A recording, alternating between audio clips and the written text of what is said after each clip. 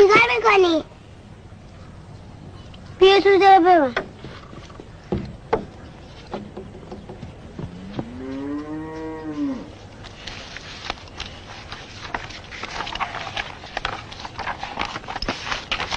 چی می‌نویسی؟ نامه. برای کی؟ اگه بگم به هیچ کس نمیگی حتما برای خدا. برای خدا چطوری؟ نامه می‌نویسم، تم میزنم، میبرم اونجا یه جاده اسفالت، بعد اونجا صندوق پست هست میندازم تو صندوق پست، اون وقت میره پیش خدا. توی نامه میخوای چی بنویسی؟ سلام خدا، اسم من محسنه، خواهرم اسمش معصوم است، مادر ما مریض است، حالش خیلی بد است. مادرم باید به بیمارستان برود تا دکترها حال او را خوب کنند، اما خیلی پول زیاد میخواهد. پدرم به شهر دور رفته تا شاید بتواند از آنجا پول زیاد بیاورد، ولی اگر نتواند خیلی پول بیاورد مادرم حالش خوب نمی شود.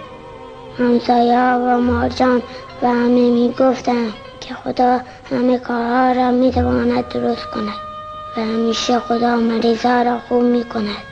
حالا من و معصومه برای شما نامه می نویسیم تا شما نامه ما را بخوانید و بیایید مادر ما را به بیمارستان ببرید.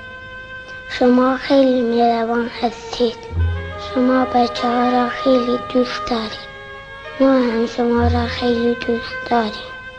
اگر مادر ما را ببرید و در بیمارستان خوب کنید ما بیشتر شما را دوست داریم.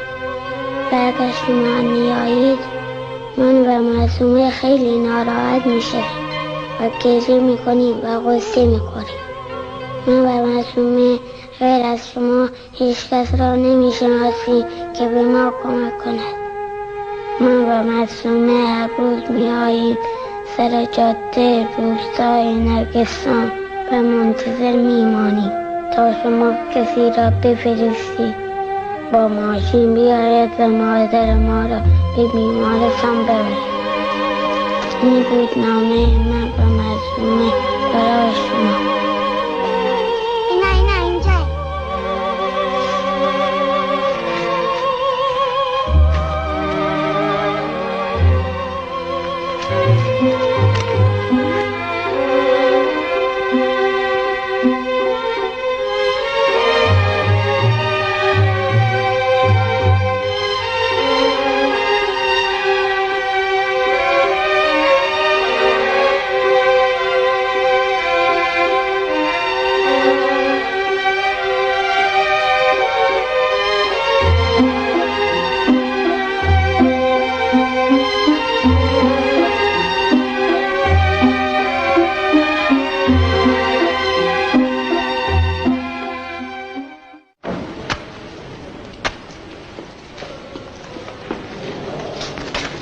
حال شما خوبه؟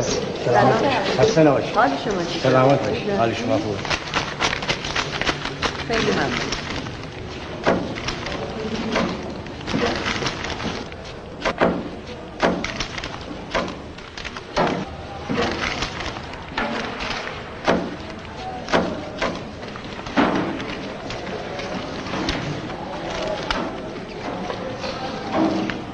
گلای پستی، منم لابلای نامه هام چند تا دونه دیدم.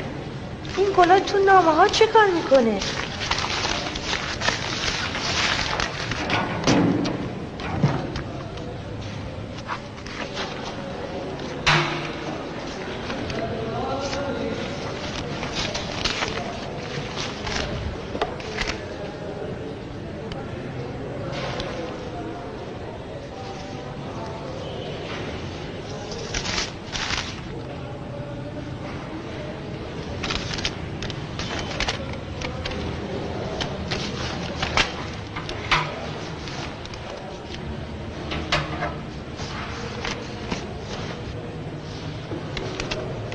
بالاخره گلای پستی پیدا شد. چی هست؟ یه نامه، هیچ نشونی هم نداره.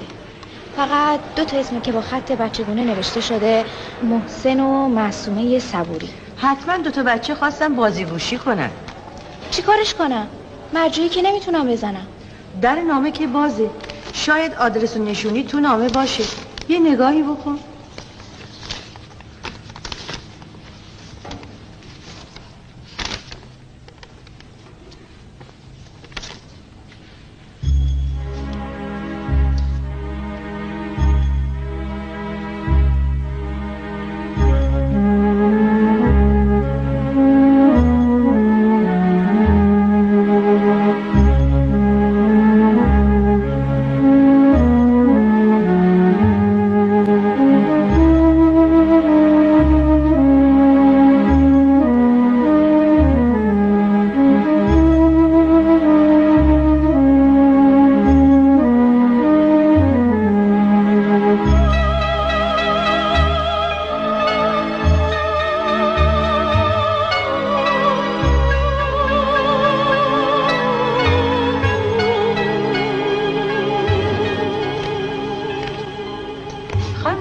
چی شد؟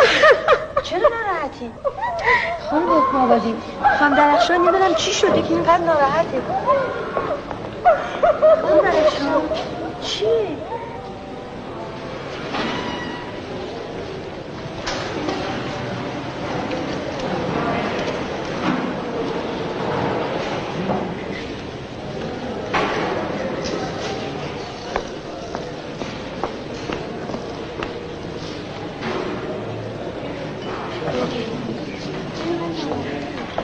چی شده خانم سعادت؟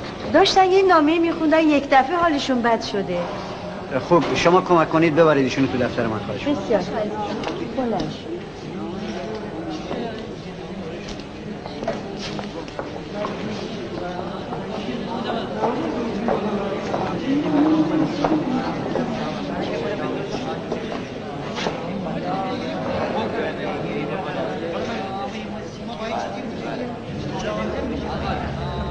تو رو خدا انقدر خودتو ناراحت نکن. آبقند میخوای واسط بیارم؟ نه.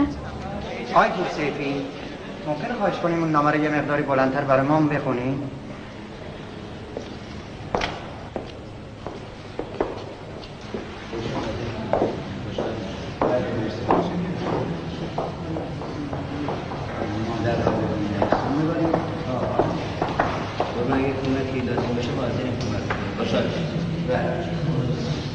مرسی، متشکرم. من خواهش می‌کنم شما فعلا بفرمایید سر کارتون.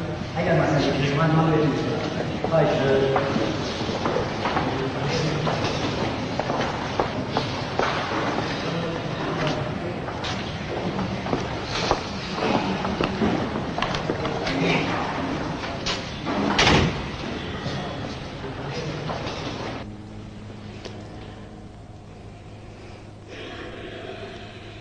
راستش